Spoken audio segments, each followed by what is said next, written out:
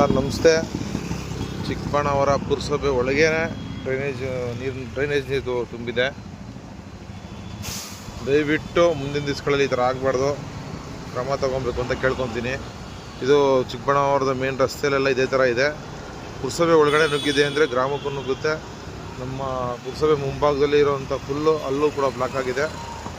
ದಯವಿಟ್ಟು ಮುಂದೆ ಏನು ಜವಾಬ್ದಾರಿ ಅಧಿಕಾರಿಗಳು ತಿಳಿಸಿ ರಾಜಕಾಲುವೆಗಳನ್ನ ಎಲ್ಲ ತೆರವು ಮಾಡಿಸ್ಕೊಡ್ಬೇಕು ಅಂತ ಕೇಳ್ಕೊತೀನಿ.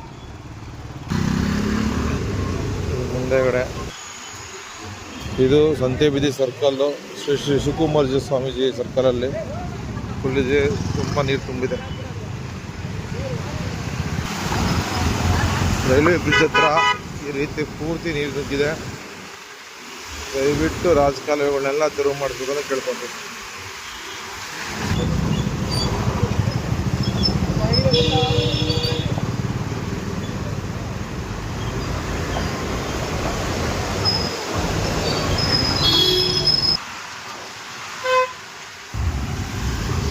ಅಪಾರ್ಟ್ಮೆಂಟ್ಸಿಂದ ಬರ್ತಾ ಇರೋಂಥ ನೀರು, ಒಂದೇ ಹಳ್ಳ ನೀರು ಎಲ್ಲ ಈ ಥರ ಬಂದು ಬ್ಲಾಕ್ ಆಗ್ತಾ ಇದೆ.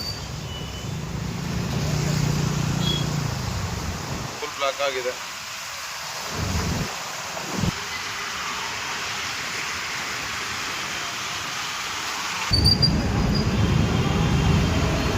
ಚಿಕ್ಕಬಳ್ಳಾಪುರ ಪುರಸಭೆ ಅಧಿಕಾರಿಗಳಲ್ಲಿ ಮನವಿ, ಮುಂದಿನ ದಿವಸಗಳಲ್ಲಿ ಬರೋವಂಥ ಮಳೆಗೆ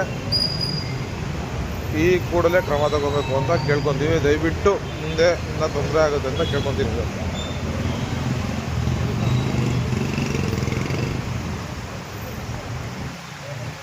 ಮುಂದಿನ